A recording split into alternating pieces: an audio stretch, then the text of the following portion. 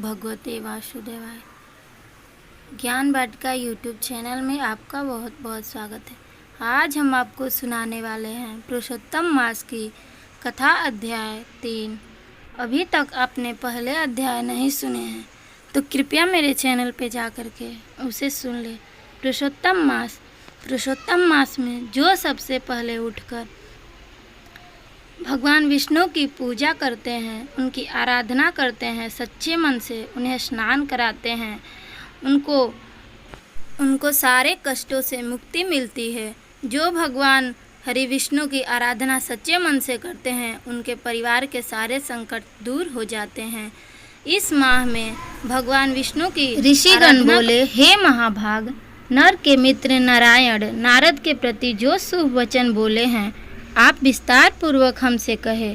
सूत जी बोले, हे नारायण, नारायण के नारद प्रति जो शुभ वचन बोले कहे हैं, वह जैसे मैं सुने हैं वैसे ही तुमसे कहता हूँ। नारायण बोले, हे नारद, पहले महात्मा श्री कृष्ण ने राजा युधिष्ठिर से जो कहा था वह मैं कहता हूँ, तुम लोग सुनो। एक समय धार्मिक राजा अज्ञात शत्रु युधिष्ठिर छल प्रिय धृतराष्ट्र के दुष्ट पुत्रों द्वारा ध्रुत क्रीड़ा में हार गए। सब देखते देखते अग्नि से उत्पन्न हुई धर्मपरायणा द्रौपदी के बालों को पकड़कर दुष्ट दुशासन ने खींचा और खींचने के बाद उसके वस्त्र उतारने लगा। तब भगवान श्री कृष्ण ने उनकी रक्षा की। पीछे पांडव राज्य के त्याग काम्यक वन को चले गए। वहां अत्यंत क्लेश से युक्त वे वन के फलों को खाकर जीवन बिताने लगे। जैसे जंगली हाथियों के शरीर में बाल आ जाते हैं, इसी प्रकार पांडवों के शरीर में भी बाल हो गए। इस प्रकार दुखित पांडवों को देखने के लिए भगवान देवकी के सूत मुनियों के साथ काम्यक वन में गए। उन भगवान को देखकर मृत शरीर में पुनः प्राण आने की तरह युधिष्ठिर, भीमसेन, अर्जुन आदि प्रेम विह्वल होकर उठकर खड़े हो गए और प्रीति से श्री कृष्ण को गले मिले और भगवान कृष्ण के चरण कमलों में भक्ति से नमस्कार करने लगे। द्रौपदी ने भी धीरे धीरे वहां आकर भगवान श्री कृष्ण को नमस्कार किया। उस दुखित पांडवों को मृग चर्म के वस्त्रों को पहनने और देख समस्त शरीर में धूल लगी हुई, रूखा शरीर, चारों तरफ बाल बिखरे हुए, द्रौपदी को भी उसी प्रकार दुर्बल शरीर वाली और दुखों से घिरी हुई देखा। इस तरह दुखित पांडवों को देखकर वे अत्यंत दुखी हुए। भक्त वत्सल भगवान धृतराष्ट्र के पुत्रों को जला देने की इच्छा से उन पर क्रोध हुए। विश्व के आत्मा, बाहों को चढ़ा गुरेर कर देखने वाले, करोड़ों काल के कराल मुख की तरह मुख वाले, धधकती हुई प्रलय की अग्नि के समान हो उठे। होठों को दांत के नीचे से जोर से दबाकर तीनों लोकों को जला देने की तरह ऐसे उद्यत हुए जैसे सीता के वियोग से भगवान रामचंद्र को रावण पर जैसा क्रोध आया था। उस प्रकार से क्रुद्ध भगवान को देखकर कांपते हुए अर्जुन श्री कृष्ण को प्रसन्न करने के लिए द्रौपदी, धर्मराज तथा लोगों से भी अनुमित होकर शीघ्र ही हाथ जोड़कर उनकी स्तुति करने लगे। अर्जुन बोले, हे श्री कृष्ण, हे जगत के नाथ, मैं जगत के बाहर नहीं हूँ, आप ही जगत की रक्षा करने वाले हैं। हे प्रभु, क्या मेरी आप रक्षा नहीं करेंगे? जिनके नेत्र के देखने से ही ब्रह्मा का पतन हो जाता है, उनके क्रोध करने से क्या नहीं हो सकता? यह कौन जानता है कि क्या होगा? हे संहार करने वाले, क्रोध का संहार कीजिए। हे तात, हे जगतपते, आप ऐसे महापुरुषों के क्रोध से संसार का प्रलय दूर हो जाता है। संपूर्ण तत्व को जानने वाले, सर्व वस्तुओं के कारण, वेद और वेदांग के बीज आप साक्षात श्री कृष्ण हैं। मैं आपकी वंदना करता हूँ। आप ईश्वर हैं। इस संसार को आपने उत्पन्न किया है, सर्व मंगल के मांगल हैं और सनातन के बीज रूप हैं। इसलिए एक के अपराध से अपने बनाए समस्त विश्व का आप नाश कैसे करेंगे? कौन भला ऐसा होगा जो मच्छरों को जलाने के लिए अपने घर को जला देता होगा? श्री नारायण बोले, दूसरों की वीरता को मर्दन करने वाले अर्जुन ने भगवान से इस प्रकार निवेदन कर प्रणाम किया।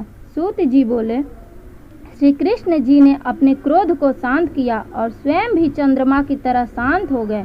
इस प्रकार भगवान को शांत देखकर पांडव स्वस्थ हुए, प्रेम से प्रसन्न मुख एवं प्रेम विहल हुए। सबने भगवान को प्रणाम किया और जंगली कंदमूल फल आदि से उनकी पूजा की। नारायण बोले, तब शरण में जाने योग्य भक्तों के ऊपर कृपा करने वाले श्री कृष्ण को प्रसन्न जानकर विशेष प्रेम से भरे हुए नम्र अर्जुन ने बारंबार नमस्कार किया और प्रश्न आपने हमसे किया। इस प्रकार अर्जुन का प्रश्न सुनकर श्री कृष्ण क्षण मात्र से सोचकर अपने पांडवों को और व्रत को धारण की हुई द्रौपदी को आश्वासन देते हुए वक्ताओं में श्रेष्ठ श्री कृष्ण पांडवों से हित कर वचन बोले। श्री कृष्ण जी बोले, हे राजन, हे महाभाग, अब मेरा वचन सुनो। आपसे यह प्रश्न अपूर्व किया है, आपको उत्तर देने में मुझे उत्साह नहीं हो रहा है। इस प्रकार का उत्तर गुप्त से भी गुप्त है, ऋषियों को भी नहीं विदित है। फिर हे अर्जुन, मित्र के नाते अथवा तुम हमारे भक्त हो, इस कारण से हम यह कह सकते हैं, वह जो उत्तर है वह अति उग्र है, अतः कर्म से सुनो।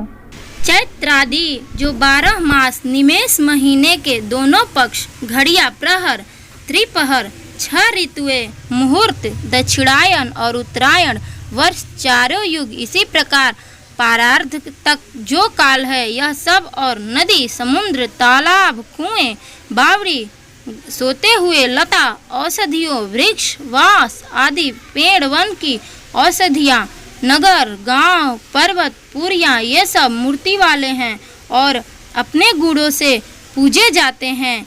इनमें ऐसा कोई अपूर्व व्यक्ति नहीं है जो अपने देवता के बिना रहता हो। अपने अपने अधिकार में पूजे जाने वाले ये सभी फल को देने वाले हैं। अपने अपने देवता के योग के महात्म्य से ये सब सौभाग्यवान हैं। हे पांडु नंदन, एक समय अधिमास उत्पन्न हुआ। उस उत्पन्न हुए असहाय निंदित मास को सब लोग बोले कि यह मास सूर्य की संक्रांति से रहित है, अतः पूजने योग्य नहीं है। यह मास मल रूप होने से छूने योग्य नहीं है और शुभ कर्मों में आग्रह है। इस प्रकार के वचनों को लोगों के मुख से सुनकर यह मास बहुत ही विचलित हुआ, प्रभा रहित, दुख से घिरा हुआ, चिंता से ही ग्रस्त मन होकर व्यतीत हृदय तरह हो गया। फिर वह धैर्य धारण कर मेरी शरण में आया। हे नर, वैकुंठ भवन में मैं जहाँ रहता था वहाँ पहुँचा। मेरे घर में आकर मुझ पर पुरुषोत्तम को इसने देखा। उस समय अमूल्य रत्नों से जड़ित सुवर्ण के सिंहासन पर बैठे मुझको देखकर यह भूमि पर दंडवत कर हाथ जोड़कर नेत्रों से बराबर आंसुओं की धारा बहाता हुआ धैर्य धारण कर गदगद वाणी से बोला। सूत जी बोले, इस प्रकार महामुनि बद्रीनाथ कथा कहकर चुप हो गए। तब नारायण के मुख से कथा सुन भक्तों के ऊपर दया करने वाले नारद मुनि पुनः बोले।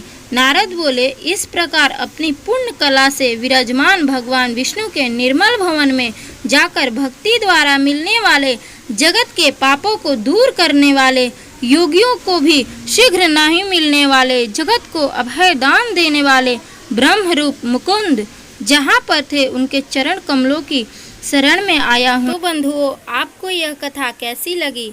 अच्छी लगी है तो आप कमेंट बॉक्स में ज़रूर जय श्री राधे लिखें और इस वीडियो को ज़्यादा से ज़्यादा शेयर करें। अभी तक हमारे चैनल को सब्सक्राइब नहीं किया है तो प्लीज़ सब्सक्राइब कर लें।